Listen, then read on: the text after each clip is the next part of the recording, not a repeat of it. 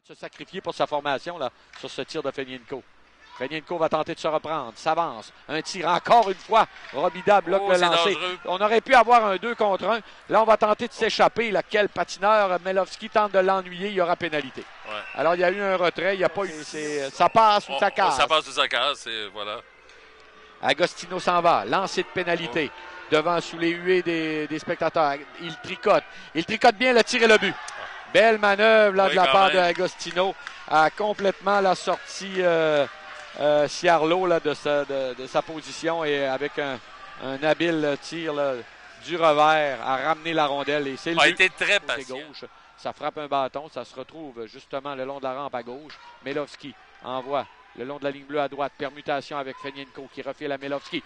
Beau jeu. Et le but! Belle passe! Et c'est un but du Drakkar de Baie-Comeau. Je pense que c'est dévié par La Rochelle, je crois. Et c'est Dumont, je crois bien, qui a dirigé ce tir au but. On va voir. On avait La Rochelle devant le filet. Je ne sais pas s'il lui a touché, mais on va voir. Et le tir partait du coin gauche, c'était Dumont. Est-ce que ça a touché, là? On voit Melovski qui remet à Dumont. Pas sûr que jusqu'à Théo Rochette. Théo Rochette laisse derrière pour Gravel. Gravel chute, l'a bousculé quelque peu et est parvenu quand même à remettre la rondelle. Oh. Et là, il s'avance et tente. Quel bel arrêt de la jambière. Mieux voir le long des rampes que devant le filet. On voit l'Anglois qui, habilement, là, s'est dirigé directement à la vallée. Ça touche un bâton. Ça rate à la droite de Rousseau. Un autre lancé qui, cette fois, va passer tout juste à la gauche de la cage. Alors, beau moment là en jeu de puissance. Melovski dans le cercle. Ouais! C'est Plourde qui s'est retrouvé avec une cage béante à la gauche du gardien. Et c'est 2-1 pour le Drakkar. Et le Drakkar qui est maintenant 2-3 en jeu de puissance. Et là, on a vu les qualités de Plourde. Éric, son lancé sur réception. Ça fait plusieurs fois qu'on le voyait dernièrement, mais ne parvenait pas. C'est Collard qui... Là, c'est un tir pendant ce temps-là derrière. C'est un tir de La Rochelle qui a raté la cible et c'est la relance. Oh, il y a Malatesta qui... Je croyais le but de Malatesta. Je croyais qu'il avait devancé, moi, à gauche. Je croyais qu'il y avait hors-jeu. À freiner Malatesta, là, il vient de marquer.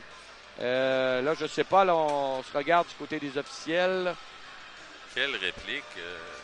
Mais j'essaie de revoir. Là, on va revoir, Daniel. C'est Gaucher. Là, on voit Gaucher remettre la passe, mais il me semble vraiment là, que 7 secondes, oui, beaucoup de temps, Savoie envoie dans le cercle. Pendant qu'on martèle la pénalité qui est à la veille de se terminer, un arrêt de Ciarlo, un autre a tiré le but, et la pénalité était terminée. Donc, c'est un but qui ne comptera pas en avantage numérique, mais ça va quand même... c'est tout comme en avantage numérique, Daniel, parce que Collard venait tout juste de quitter le territoire. Donc, au niveau de Québec, on sera 0-2 en avantage numérique, mais au niveau de la statistique, mais ça ne change pas grand-chose. Ils viennent de reprendre les devants, eux qui avaient pris les devants 1-0. On revoit l'action. C'était quasiment sur le troisième retour, Éric. Malatesta, Gaucher. Je pense que c'est... Et Komarov. C'est Komarov qui est venu. Alors, la vallée est harcelée, s'assure de franchir le centre avant de refouler le disque là, dans le territoire et... Un autre lancé de Plourde et le but!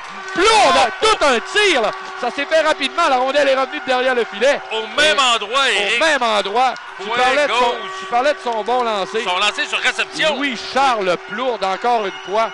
Et on l'avait dit, mesdames et messieurs, le match était serré. Rien n'était joué. Le Drakkar qui, rapidement, là, crée l'égalité par l'entremise de relancer le disque dans le territoire de Québec. À partir du centre maintenant. C'est une incursion. Un tir et le but. Un tir bas. Mais qui a marqué ce but? J'essaie de voir Daniel. Mais quoi qu'il en soit, on ne s'attendait pas. C'est arrivé rapidement. Et là, Québec reprend encore les devants. Tout est à recommencer pour le Drakkar. 78, je regarde. Alors, ça serait l'Anglois là, qui aurait marqué. Ça serait-tu l'Anglois aussi? Non, c'est le 18, Daniel. C'est pas le 78, c'est Charles Savoie. Non, un tir. C'est comment?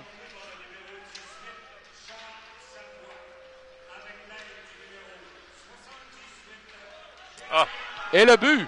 Oui. Alors, 5-12.